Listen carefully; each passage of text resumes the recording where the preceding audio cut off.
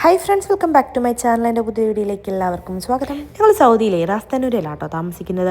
അപ്പം നമ്മൾ ഈ ലൊക്കാലിറ്റിയിൽ തന്നെ ഇന്നൊന്ന് കറങ്ങാമെന്ന് വിചാരിച്ചു. റാസ്തനൂരിലുള്ള മാംഗ്രോവ് എക്കോ പാർക്കിലേക്കാട്ടോ പോയിരിക്കുന്നത്. ചെന്ന് കയറുമ്പോൾ തന്നെ സൈഡിലൊരു ചെറിയ സ്നാക്സ് കൗണ്ടർ ഉണ്ട് കേട്ടോ. പിന്നെ സൈഡിലെല്ലാം കുറച്ച് ബേർഡ്സിനെ അവർ ഡെമോൺസ്ട്രേറ്റ് ചെയ്ത് വെച്ചിട്ടുണ്ട് കേട്ടോ. കാണുന്ന പക്ഷികളൊക്കെ ഉണ്ടല്ലോ, കണ്ടൽക്കാടിൻ്റെ ഒരു ആവാസ വ്യവസ്ഥയിൽ അതിനെ ഡിപ്പെൻഡ് ചെയ്ത് ജീവിക്കുന്ന ബേർഡ്സ് ആണ്. അപ്പം നമുക്കതെല്ലാം ഒന്ന് ജസ്റ്റ് ഒന്ന് കണ്ട് കുറച്ച് നേരം അവിടെ റെസ്റ്റ് എടുത്തിട്ട് നമുക്ക് നേരെ കണ്ടൽക്കാടുകളിലേക്ക് പോകാം. കണ്ടൽക്കാടുകളിലേക്ക് എന്ന് പറയുമ്പോൾ അതിൻ്റെ മുകളിലായിട്ട് അവരൊരു കുറച്ച് ലെങ്തിൽ ഒരു ബ്രിഡ്ജ് പോലെ ചെയ്തിട്ടുണ്ട്. അതുവഴി നമുക്ക് നടക്കാം. ഞങ്ങൾ ചെന്ന സമയം ശരിക്കും പറഞ്ഞു കഴിഞ്ഞാൽ അതിൻ്റെ ഒരു ഭംഗി കറക്റ്റായിട്ട് കിട്ടുന്ന ഒരു ടൈം ആയിരുന്നില്ല. ഈ എക്കോ പാർക്ക് സ്ഥിതി ചെയ്യുന്നത് കടൽ തീരത്താണ്. അപ്പോൾ ഈ വേലിയേറ്റ സമയത്ത് കടൽ വെള്ളം വന്ന് ഈ കണ്ടൽക്കാടുകളുടെ ഇടയിലേക്ക് നിറയും.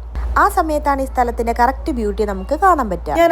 ഞങ്ങൾ ചെന്നപ്പോൾ അത് ഉണ്ടായിരുന്നില്ല. സോ അങ്ങനെ ഉള്ളപ്പോൾ ഉള്ള ഒരു പിക്ക് ഞാൻ ഷെയർ ചെയ്യാവേ.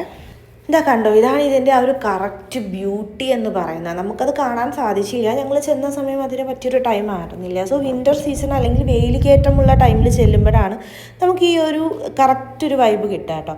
അതുപോലെ തന്നെ നമുക്ക് അവിടെ നിന്ന് നോക്കിക്കഴിഞ്ഞാൽ കുഞ്ഞു ഞണ്ടുകളെയും ചെറിയ ചെറിയ മത്സ്യങ്ങളെയൊക്കെ നമുക്ക് കാണാൻ സാധിക്കും. ഇവിടുത്തെ ടൈമിങ് രാവിലെ 9 തൊട്ട് വൈകിട്ട് 4:30 വരെയാണ്.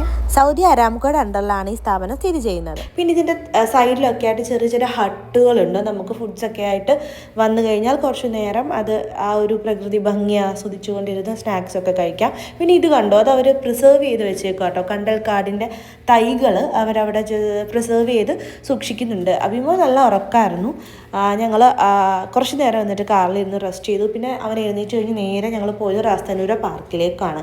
പിന്നെ കുറേ നേരം അവനെ അവിടെ കുറച്ച് അവൻ്റെ ലോകത്തേക്ക് അവനെ വിട്ടുകൊടുത്തു. ദെൻ ടോപ്പ് ഗ്രില്ലിൽ പോയി കുറച്ച് ഫ്രൈഡ് ചിക്കനൊക്കെ വാങ്ങിച്ച് ഞങ്ങൾ നേരെ റാസ്തനൂര ബീച്ചിലേക്കാട്ടോ പോയത്. അതിൻ്റെ വീഡിയോസ് ഞാൻ എടുത്തിട്ടുണ്ടായിരുന്നില്ല. ദെൻ തിരിച്ച് വീട്ടിലേക്ക്.